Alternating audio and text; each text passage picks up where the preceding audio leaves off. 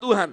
Saudara, saya beri judul buat renungan hari ini adalah imanmu menyelamatkanmu, imanmu menyembuhkanmu, imanmu menyelamatkanmu, imanmu memulihkanmu, imanmu yang akan membawa hal yang dahsyat terjadi dalam hidupmu. Mari saudara, ketika saya memperhatikan di dalam beberapa Injil yang ada, saudara, mulai Matius, Markus, dan Lukas, ada beberapa kali diceritakan tentang bagaimana dikatakan dengan pernyataan imanmu telah menyelamatkan engkau, imanmu telah menyelamatkan engkau, imanmu telah menyembuhkan engkau. Dan ternyata itu menarik saya sehingga saya belajar hal ini, dan saya percaya di mana ada iman, di sana ada perbuatan ajaib Tuhan. Mari buka Matius 9 ayat yang ke-22. Perhatikan di dalam Matius 9 ayat yang ke-22. Katakan amin. Matius 9 ayat yang ke-22. Dikatakan seperti ini. Tetapi Yesus berpaling dan memandang dia serta berkata, "Teguhkanlah hatimu, hai anakku, imanmu telah menyelamatkan engkau." Maka sejak saat itu sembuhlah perempuan itu. Katakan amin. Ada perempuan yang sakit, saudara, pendarahan sudah 12 tahun. Ketika dia dengan imannya berkata dalam hatinya berkata, "Aku akan menjamah ujung jubahnya." Dan ternyata dinyatakan ketika dia pegang ujung jubah Yesus, dia mengalami mujizat Tuhan. Ternyata gini, kalau ada iman itu yang menyembuhkan Bapak Ibu. Katakan amin. Katakan amin. Nah, saudara, di mana ada iman, selalu ada perbuatan ajaib Tuhan. Apa yang kau perlukan, apa yang kau butuhkan, apa yang hari ini sedang kau gumulkan, akan menjadi sesuatu yang akhirnya disuruh di sana menjadi tempat di mana Tuhan menyatakan kuasanya saat ada iman di sana. Jadi saudara, tidak semua orang yang bersama-sama dengan Yesus mengalami kuasanya. Kenapa? Karena saya tahu ada orang banyak yang berbondong-bondong, yang berdesak-desakan dengan jubah Yesus. Tapi lihat, hanya ada satu wanita yang bisa menarik kuasa Yesus. Tangkap ini, berarti saudara, di mana ada iman, di sana ada kesembuhan Tuhan.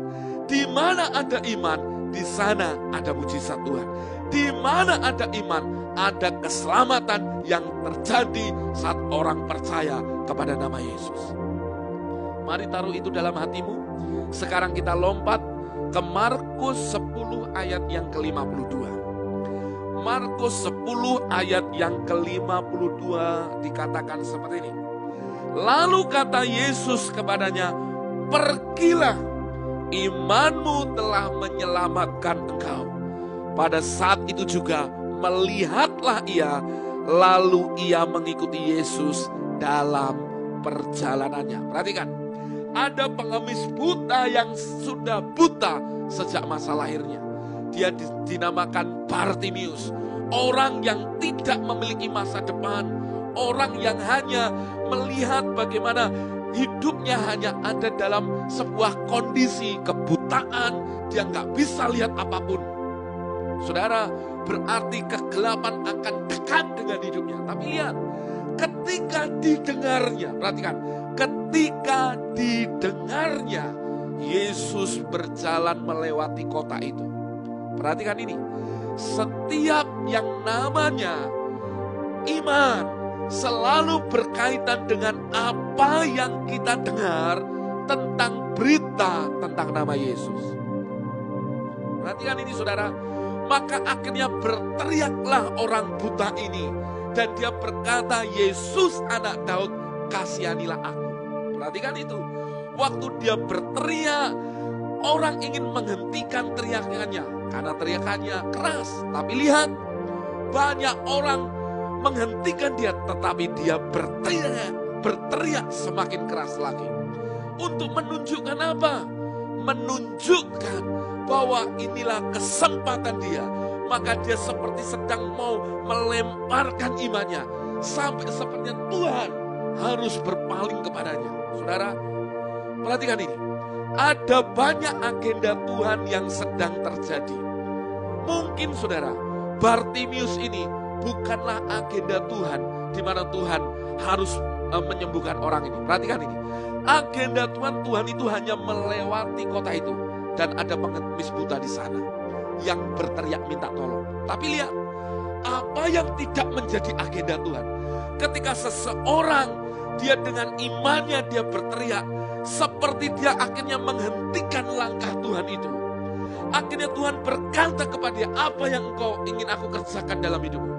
Imannya dilemparkan, imannya ditumbuhkan, imannya diperkatakan, imannya diutarakan. Apa yang terjadi? Dia berkata, Rabuni, supaya aku bisa melihat. Tuhan berkata, jadilah seperti imanmu. Imanmu menyelamatkan engkau. Jadi saudara, di mana ada iman, selalu ada perbuatan ajaib Tuhan. Kalau kita ngerti bagaimana hati kita percaya, saudara akan mempercayai Tuhan dengan utuh. Katakan amin. Saudara akan hidup dan kejar hidupmu untuk mempercayai Tuhan sungguh-sungguh. Maka perhatikanlah apa yang seringkali engkau dengar. Kalau selama ini yang engkau dengar hanya sesuatu yang negatif, yang engkau dengar hanya sesuatu yang melemahkan, sesuatu yang bisa membuat di mana menimbulkan yang namanya kejengkelan, yang itu yang terus engkau masukkan dalam hatimu, pantes imanmu gak pernah tumbuh. Kalau yang engkau dengar hal-hal yang pesimis, hal-hal yang negatif, pantes hidupmu pun jadi negatif. Tapi kalau yang kau dengar adalah firman-Nya, seperti Bartimeus mendengar berita tentang Yesus. Jadi iman itu selalu berkaitan tentang apa yang Yesus sampaikan. Makanya firman-Nya, apa yang Yesus lakukan, terus renungkan itu. Dan saya percaya sesuatu, ketika beberapa waktu Tuhan tunjukkan ayat ini, saudara, Tuhan mau nyatakan kepada Bapak Ibu, apa yang hari ini kau gumulkan dalam hari-harimu. Saudara, mari miliki iman yang tulus, iman yang benar, di mana engkau mau terus isi hidupmu untuk mendengarkan perkataan Tuhan. Maka engkau akan lihat perbuatan ajaib Tuhan. Sakit penyakitmu selesai dalam mujizat kesembuhan.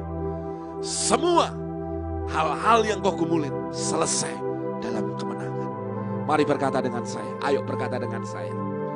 Setiap sakit penyakit saya, oleh imanku kepada Yesus, diselesaikan, disembuhkan. Mari berkata dengan saya, sakit penyakit saya selesai di dalam nama Yesus. Oleh iman, aku disembuhkan. Amin. Masalahku selesai di dalam nama Yesus. Oleh iman, aku dipulihkan. Amin.